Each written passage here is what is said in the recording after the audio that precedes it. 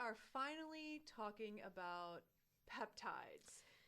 Yeah, we're diving into that thing you keep hearing about. All your med spas are promoting it. All your Fitspo influencers are talking about it. Peptides. Peptides.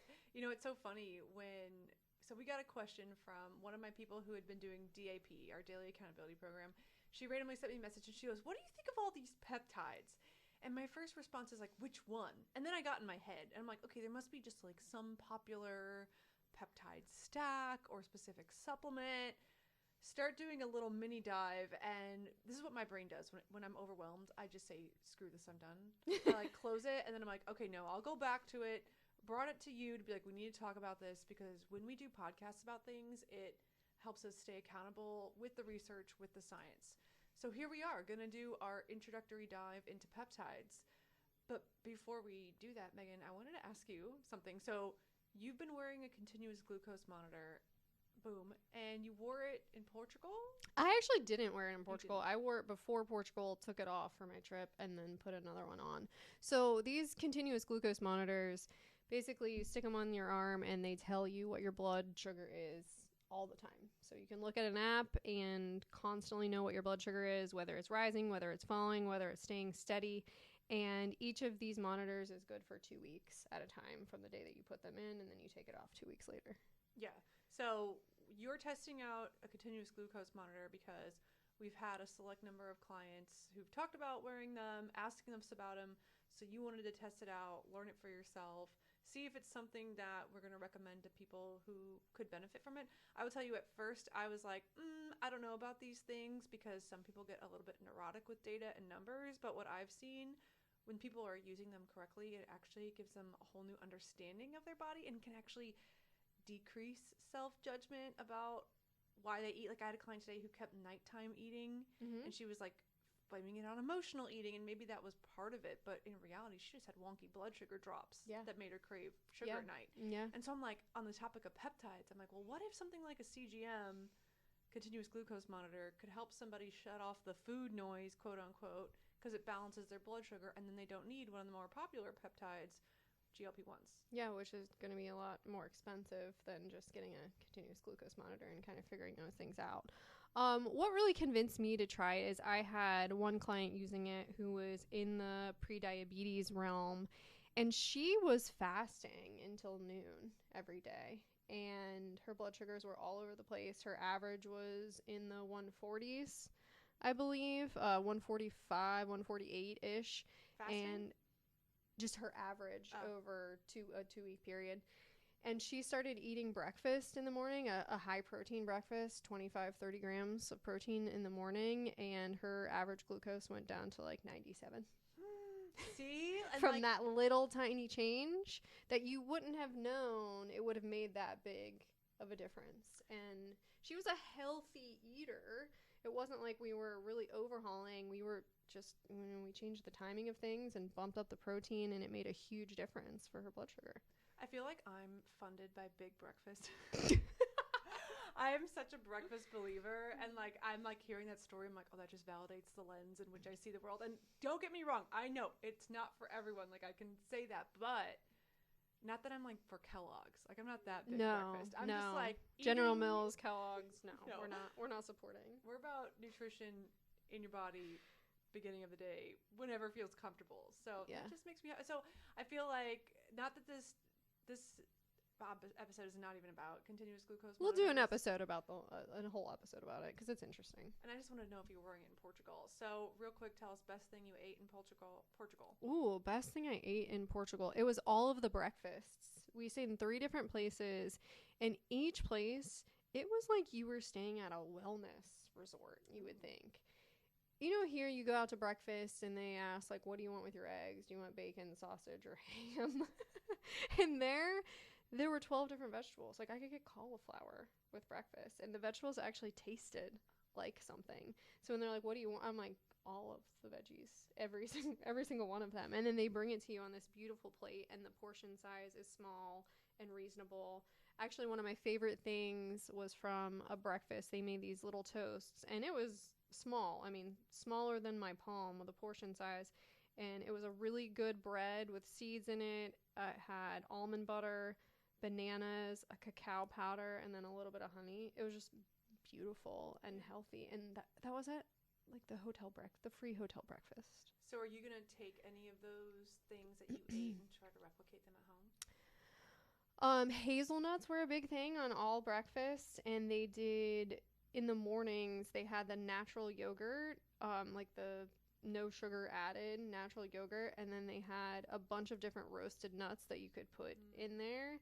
And my friend that I went with, Carrie, and I have been trying to recreate that at home. We have not really been able to get that European style plain yogurt, because you buy plain yogurt here and it's disgusting. It's not the same. It's disgusting. It's not the same. Yeah. When I went to Greece, I was like, oh, this is why they call it Greek yogurt. It's phenomenal. Yeah. And it's just rich and creamy, and yeah, I always get like a little bit of like a come down when I come home from Europe, because the food there is so flavorful and so it's just different. And also figs. There were fresh figs every morning, and I'd have a fresh fig, a prune, hazelnuts, these other nuts in my yogurt to like end my meal. It was so good. Like seal the meal with like something sweet, versus if you get a fig here, it doesn't taste like anything.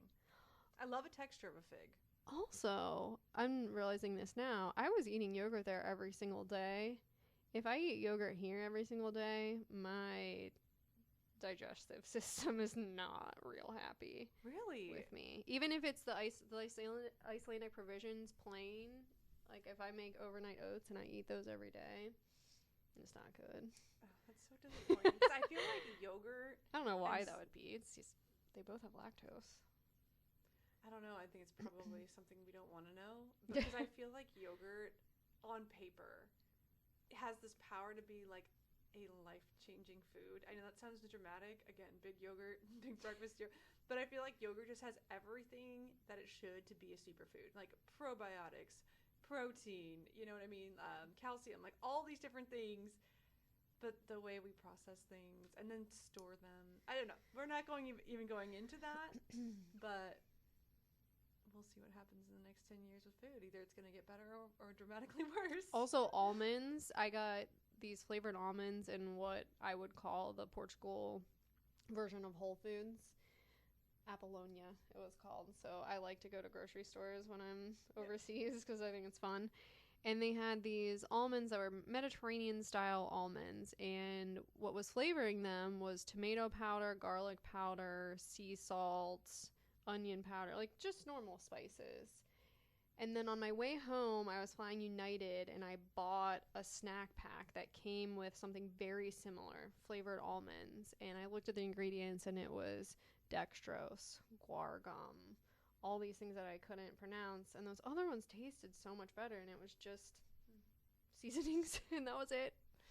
This conversation has taken a really depressing turn. I just want to know the listen, I don't think it's depressing. I think it's just, I think we're moving in a direction where instead of us looking at specific nutrients and deciding whether something is healthy or not, us looking at a food to say, like, is this actually a food or is it something that resembles a food? And I think that is refreshing, and I think taking ownership of that is empowering. And I think that's kind of a crusade that I know I've been on this year for sure. Maybe we can do another episode about this book I've been reading called Ultra Processed People. And it dives a lot further into this topic and kind of how we look at food.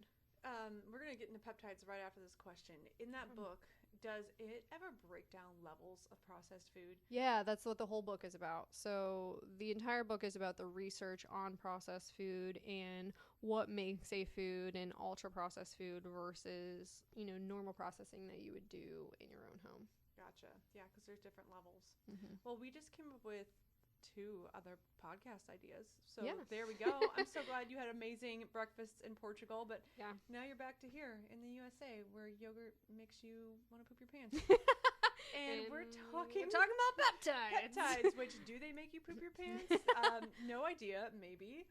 This is a very sticky, icky world. So do we want to start off with what peptides are? Well, I kind of want to start with like some of the claims that I've been seeing. So like, why would someone take a peptide at all? I've seen a lot of med spas promoting them from injections or peptides that you put on your face for wrinkles, for anti-aging. They make their rounds in the circles of bodybuilding for growing muscle. I think another really big one right now is healing. So healing from injuries. There are certain peptides that are used for healing. And then, of course, the big ones right now are the GLP-1s. Yeah. Like Ozempic, that is a peptide. It is a type of peptide used, initially for diabetes and now used for weight loss. So and potentially other things too.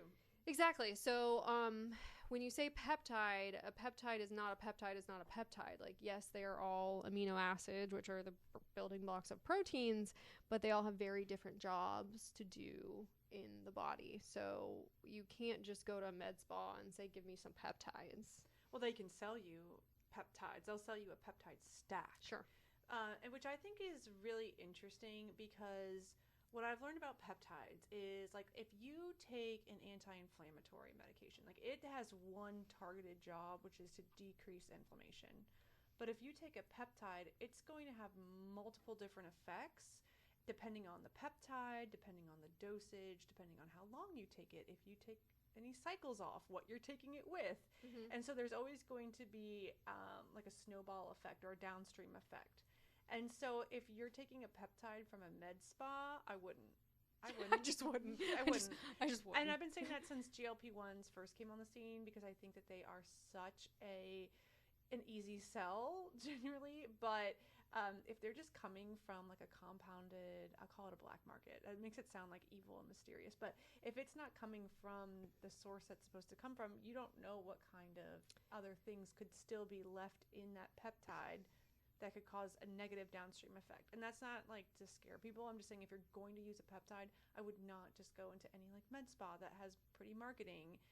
Yeah, I would caveat that because there are different types of med spa. So if it's a med spa that's using a legit compounding pharmacy with a legit physician who has a great background in peptides and can speak through what they are and what they do and where they're coming from, I think you could do it in that way. I think if you're ordering them online from China, like, that's a real big red flag. Well, that's like for me. Like BPC 157. Especially because a lot of these are injectables. And I don't know if this is just my brain, but I, for some reason, I'm like, if you're going to inject something in your body, that's so much more serious than just popping a supplement. I don't know why, but I'm like, ooh. Because I associate it with, like, heroin. I don't know, I guess. But I'm like, yeah, you're injecting something you just bought online from China. Yeah, well, I think they are marketed so well that if somebody's desperate to fix a problem, like anti-aging, if they see that as a problem, or if it's weight loss, then they'll do anything to get their hands on it. And those things, I mean, I actually am not really clear what's happening right now in, like, the market on the pricing of, like, GLP-1 peptides and whatnot. It seems like they're becoming more accessible from, like, companies like Roe. And you can just, like, we get all these commercials all the time when we watch Hulu for, like, ordering GLP-1s just online and getting prescriptions. And I'm like, what is this? Like, anybody can get them. And so I'm like, okay, they're becoming accessible. They're really beautifully marketed. Like, where are they coming from? And definitely not anti any of these things. I if you've been listening or you're a client of mine, you know that I always err on the side of, like, skepticism with all of these things. And doing my research on this, which I still kind of am skeptic. Well, with peptides, there are no human studies. There's no human studies out there. There's plenty of rat studies out there that are extremely promising. And I don't want people to, like, not get excited about this. I think this is really exciting emerging research. I mean, just, like, anecdotally, Aaron Rodgers tore his Achilles and was back playing football in 11 weeks. And the theory or the rumor is he did this with BP157, which is a peptide often referred to as the Wolverine peptide. Yeah.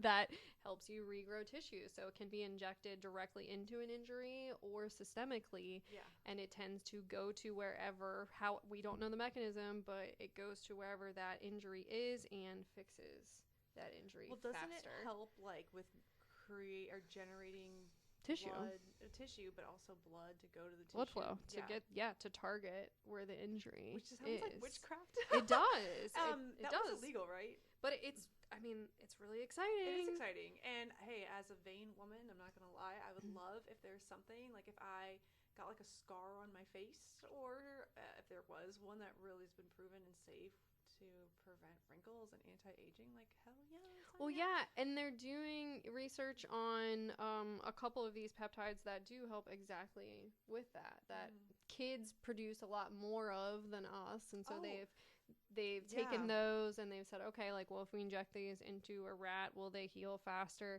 Because, you know, a kid falls down and they have a huge gash on their knee, and 2 days later it's better. Yeah, adults don't have that. That's called the that was the thymosin beta 4, which I had not heard of. Something about the thymus gland that the thymus gland produces that adults don't I have. didn't know that, but I noticed that with my son, or like when my son, when he gets like a scratch on his face, it's gone the next day. Gone. And I'm like, oh, it's just because I thought it was like, oh, because he has so much collagen, like, which might be part of it too. Yeah, he produces a lot more collagen, but I didn't realize he had this thymus, this magical. Like, I want a thymus, but I guess this is what this the TB500 is, like the lab-made version, I think. Of the thymus. A lot of these peptides have crazy names, so just know that, like, they sound like BPC157, like, yeah. And I think, like, as they become FDA approved as medications, they'll then have name brands like Ozempic. Yeah. But as we were saying, there's just not a lot of human studies. There is a lot of people taking them on this gray and black market and anecdotally saying that they work. And that's what's getting people excited, and that's what people are willing to try these because of that. But I think overall, I may be jumping ahead, but what scares me about them is most of these peptides that are accelerating anything that might be wrong can also be accelerating other things in your body, like cancer and tumors. The growth hormone, the human growth hormone. Yeah. Right. So if it's like accelerating tissues to heal the tissue that might be broken, but then you maybe have like a tiny benign or maybe not benign tumor, what could happen then? And that's why I would just be so abundantly cautious before jumping into this. And if it were me, I would want to go to a physician who has been like so immersed in the peptide research that they know more than the average physician. Because if you just go to like your physician, you can't go to your just normal practitioner and assume that they're going to know any of this stuff. I mean, I think the risks right now, I can't think of any benefit that I would get that would make me risk growing a tumor in my body or accelerating a cancer that I don't know is there. I think that risk goes above and beyond any kind of benefit I would get, unless I had a very specific injury I was trying to heal and I could, for a very short period of time, see if I can accelerate my healing there. After doing the research of all these things, that's really the only thing that I could think of that I would maybe use it for, and even then I would use it with an abundance of caution, small doses for a short period of time under the supervision of a doctor who can do scans, and test those things and will keep up with the lab work. Yeah, when you mentioned Aaron Rodgers, in my brain I was like, of course it's Aaron Rodgers. Like if I was a professional athlete at the top of my game or rising to the stars, like, yeah, it's worth it. It is absolutely worth it for him to get back on the field in 11 weeks. But then I think about the average person. I think about myself. I'm like, okay, well, movement for me is medicine. Like exercise, getting outside, walking, lifting weights. I would be a terrible person to be around. I wouldn't like myself very much if I wasn't able to move. So let's say that I got into an accident and I effed up my ankle, or I did something, I tore a muscle in my back that prevented me to feel comfortable doing any movement. And I was looking at this from like a quality of life perspective. As an average person who's not Aaron Rodgers, that would be for me like, yeah, I would really consider doing it. I would risk it for that. If it really impacted my long-term quality of life. Yeah. But I don't think I would do it just for like experimenting unless I was okay. So we're not naming names or anything, but somebody who's been taking it, and does he have like a thing? Like, did he have any issues? No, he's just taking it, okay, just to see what happens. Just taking it to take That's what I thought, and I was like, well, that's pretty... He's basically like, I feel like Superman now. Okay, and he's like middle-aged, feels like Superman. Okay. Yeah. So, that I wouldn't do. I wouldn't. Yeah, we just don't know enough yet. And I think, honestly, in the next 3 to 5 years... Even if that long, I think these things are going to be a lot more readily available, like similar to the trajectory that the GLP-1s took when it was like not a very mainstream thing, and then all of a sudden blew up, and it's everywhere, and it's available, and there are studies, and I think that is where we're going on this peptide route as well. But I think we are right now, it's kind of in its infancy stages, that if you're willing to take some risks, okay, but I don't think it's for the normal everyday person.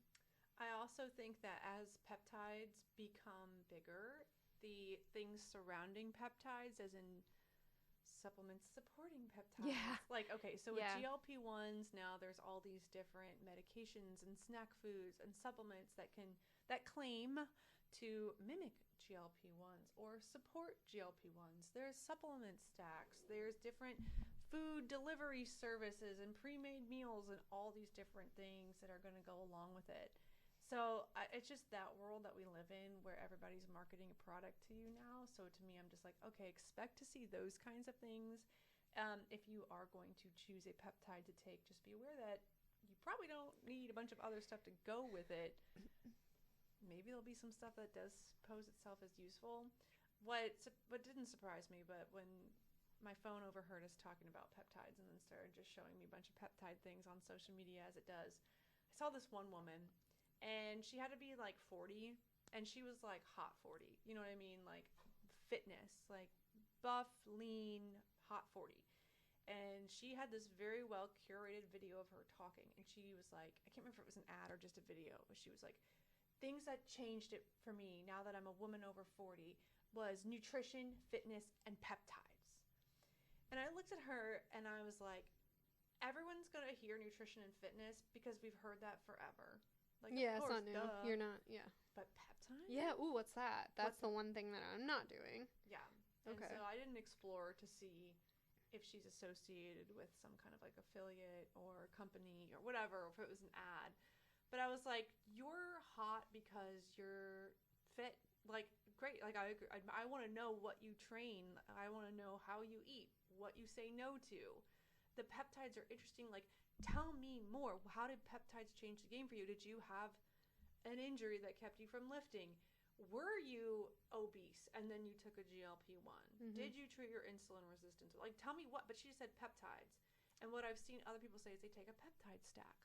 Yeah. What the hell is a peptide stack? Yeah. It reminds me of like the IV clinics where people just go and they get like some kind of IV cocktail that maybe does something, maybe doesn't. So I just think that stuff's going to pop up a lot, and I predict you and me as dietitians are going to get more questions about that, and there's going to be more marketing associated with it. I think there'll be a rise and fall. I think, I may be wrong, but I'm almost thinking about these in the same category that I put something like a steroid in. Yes. Because steroids can do great things. If you've got some kind of infection that you can't get over, you're trying to heal from something, there are many different reasons to go on a steroid that are extremely beneficial. But think of all the side effects that go along with a steroid. Yes. You don't sleep, you're super hungry, your energy levels are crazy through the roof, but then you're also more likely to have mood swings and anger, and it's almost like some of these peptides are in that same category where, like, yeah, we can do all of this for you, but as it's accelerating these things, it's also accelerating some things that aren't so great as well. So it comes with a lot of potential side effects. Now, safety-wise, from a dosage perspective, like, some of these things have been studied from a dosage perspective, and it's like, okay, yeah, these are safe. Like, it's not going to kill you, but that doesn't necessarily mean that the benefits are going to outweigh the other things that are happening in your body to get that benefit. Yeah, I love that you brought up the steroid comparison, because unless I had to take a steroid, you could not pay me to take a steroid. 100%. I feel the exact same way. Yep. I mean, how many people have you come in who've been on and off steroids forever for autoimmune conditions, and sometimes it helps the autoimmune condition, or maybe it helps, the pain that they're having, but they're like, I gained 80 pounds and I can't lose it ever since. That is like the downstream effect that could happen from a peptide, because Andrew Huberman explained it really well. He's like, a peptide doesn't go in and target one problem. Like, our brain likes to think like, okay, this like peptide with a cape like a Superman comes in and like heals your tissues, and then that's it. But there's a downstream effect. Like the GLP-1s have a lot of different effects, right? And many of them can be positive, right? They may turn off your hunger, which helps you portion control. They can help lower your body sensitivity or increase your sensitivity to glucose, which can help with insulin resistance. May have protective mechanisms for your heart. But also, it can slow down your digestive system so much that you go to the hospital or you get pancreatitis. Like, all these different things happen. That's just the risk that comes with taking a medication. It's not just like all of a sudden it makes you lose weight. Right. It is got different mechanisms that all play together and have an effect. And that's why everyone's going to have a different experience taking it. So, yeah, I don't know. I mean, I am never the first to jump into anything like this. Like, I'm never the first one to use my body as an experiment. I also can say, like, I'm 31. I don't have chronic pain or tissue injuries, and I'm mindful about weight and aging, but it's not gotten to a point where I'm like, I'm ready to experiment with my body with something that's new. And I also understand why somebody who's really struggling with that would would risk it for the biscuit. Yeah. See, that's interesting because, like, I think about myself as, like, I'm willing to use myself as a human guinea pig in terms of, like, trying certain diets or continuous glucose monitor or a wearable or doing this lab work or testing my genetics and all those ways. But I'm just not willing to inject myself with something. I don't know. I don't know. I'm not. Well, because, like, I remember when you and I first teamed up, what was that? 2019? No, wait, that was like 2018. Before that, 17, I think. Yeah, that's when I moved here. Okay, so, yeah, you were like, I'm going to do the keto diet. And we did the ketotarian. And then you did carnivore. And, like, the thing is, those were so short term. Yeah. Like, you could do the keto or carnivore for 1 to 4 weeks, see what happens, document it, and then you can go right back to how you were within a week of normal eating. Like, not even a week. It was so temporary, and like, any quote-unquote damage that could have happened, not that there really was any damage. LDL went through the roof. Cholesterol, but didn't your pain go away, too, with the keto diet? When I was doing keto, no, it was carnivore. Yeah, you're right. I had some back pain issues that did go away. I don't know what that was. I'm fine now. So I'm not carnivore now, and I'm totally fine, but yeah. So anyway, that's so temporary. It's not like, Yeah, and it's something that, like, I wanted to do it so I could talk to clients about it, or clients who had that experience or who wanted to experience it. So just talking about it from a perspective instead of just being like, no, that's stupid. Also, like, going through it. But even with the, like, microdosing of GLP-1s now, I just think it's not worth it to me to risk getting my gallbladder taken out or losing muscle. I have so many thoughts about GLP-1s. I got asked about it after my TED Talk. One of these guys came up to me and he was like asking me what our thoughts, and how long do you want to be here, sir? I was like, how much time you got? How honest do you want me to be?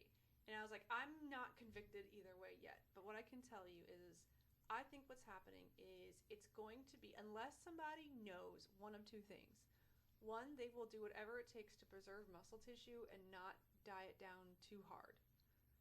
And B, they're going to be on it forever. I think if you can commit to one of those two things, you'll be okay. But I don't think that's most people. I can't tell you already how many people I've had. Like, I have this one lady, poor thing, lost like 45 pounds really quick at a standstill. Documented all her food. I said, don't change a thing about what you've been eating for the next 10 days. Documented all. Average caloric intake 750. And she works on her feet, and she's a mom of 3.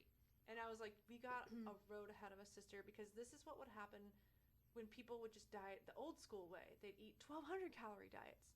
And then it's like, now we have to reverse diet you. We have to rebuild muscle tissue. You're middle-aged. This isn't going to be easy like it would have been if you were 20. I just think it's going to be that all over again. And this is still while she's using the medication. So now it's even harder because she's not hungry. Yeah. I'm like, can we add 20 grams of protein? And she's like, I can try.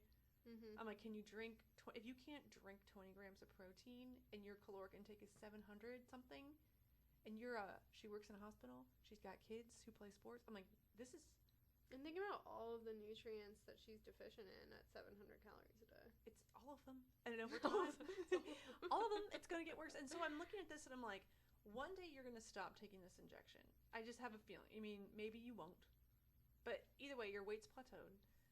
If you stop taking this injection, what's going to happen? I'm like, it's just, to me, I'm like, why didn't we meet, 8 months ago? I wish we could have. I think everybody who goes on these needs to be, they're so well versed in understanding or working alongside a team, because I just think the downstream effects are so vast and we don't even know yet. And so what I'm really, really passionate about right now, and I'm like trying to think of a way to like make this like an initiative in Orlando or like bring people together to talk about it, is what is going to happen when these young people who are teenagers, low 20s, going on GLP-1 and they never learn how to eat. They don't have the skills to recognize hunger and fullness, and they just kind of do the same thing that we all did in the 90s and the 80s, which was go on Atkins, go on a 1,200 calorie diet. But now it's medical and it's even more extreme. And I feel like we did all this work of being like, hey, like, let's not do that to the next generation.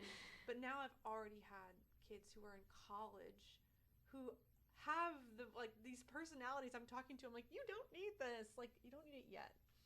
And so I'm just like wondering like, okay, what's going to happen in this world? I think there's going to be positives and negatives. I think there's going to be a lot of negatives. I think there's going to be a lot of positives too. So how do we just make sure that people use it correctly? Bringing it back to peptides, there's actually there's some trials going on where they're adding additional peptides onto GLP-1s to try to prevent some of that muscle loss. Yeah, I've seen that. And my thought to that is like, are we even going to be humans anymore? Like, that's the big question everyone's we're asking. just going to be like taking GLP-1 so we're not hungry anymore, but then taking a peptide that's going to maintain our muscle and then adding this Wolverine peptide to make sure that I never get injured, and then like we're all just Terminators at that point, which okay. I can see people arguing like, oh, that's better. Okay. We're better. But then it's like, well, there's always maybe this makes me sound like some jaded old lady, and I said this to the guy who was talking to me at the TED Talk.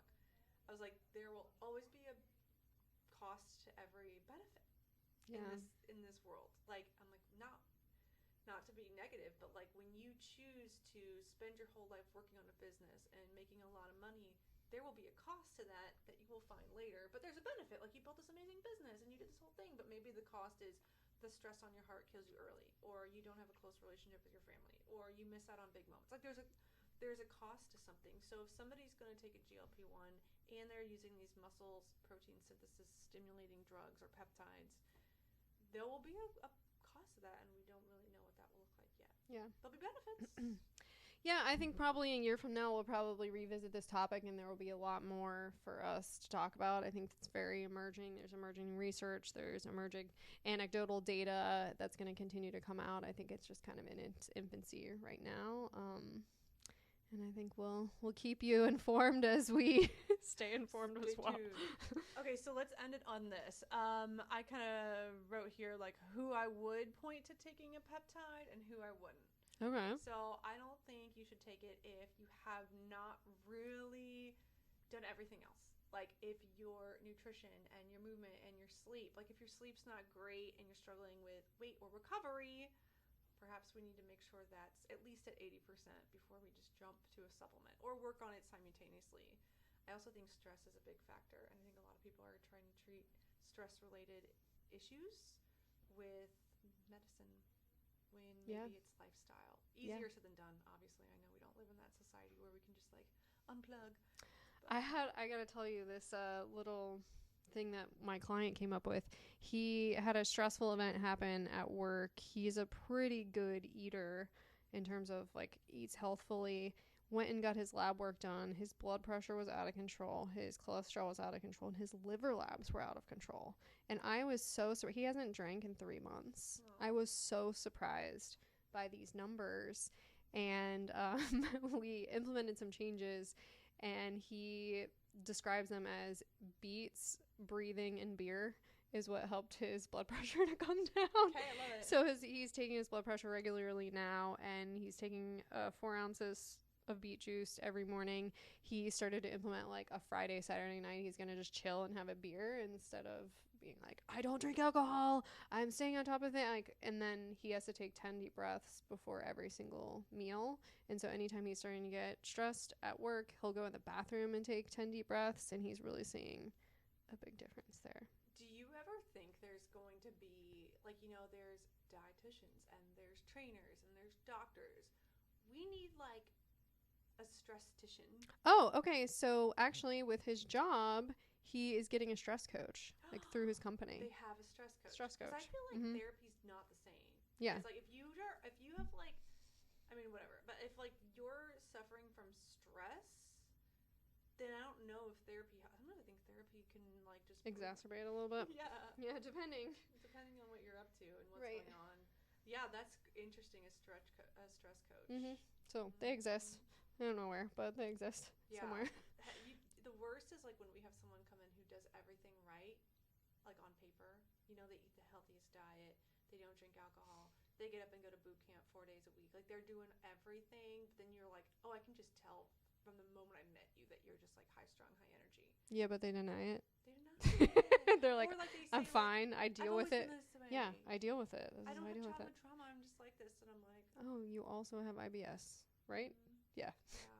Or just, like, difficulty losing weight despite everything going well. Like, it's a big dark orange flag. Speaking of, there are some promising peptides to treat IBS as well. Which ones? I don't know the names of them. They're all crazy names. Yeah, why do they have to be named like robots? Like ID-D2. What's the Star Wars? ID-D2? R2-D2. Yeah, whatever. Yeah. No, there wasn't enough, like, information or research out to be like, yeah, take this if you have IBS. But there is some emerging information there that I thought was cool for just healing the gut. Yeah, I mean, I think that's kind of what one of them, the BPC 157. Yeah. To be continued. Here's our treatment for IBS before we let you go: is go to Portugal, eat some flavorful vegetables, and walk around a European grocery store. Take some deep breaths. And you'll poop every day, apparently. Sounds like happened to me.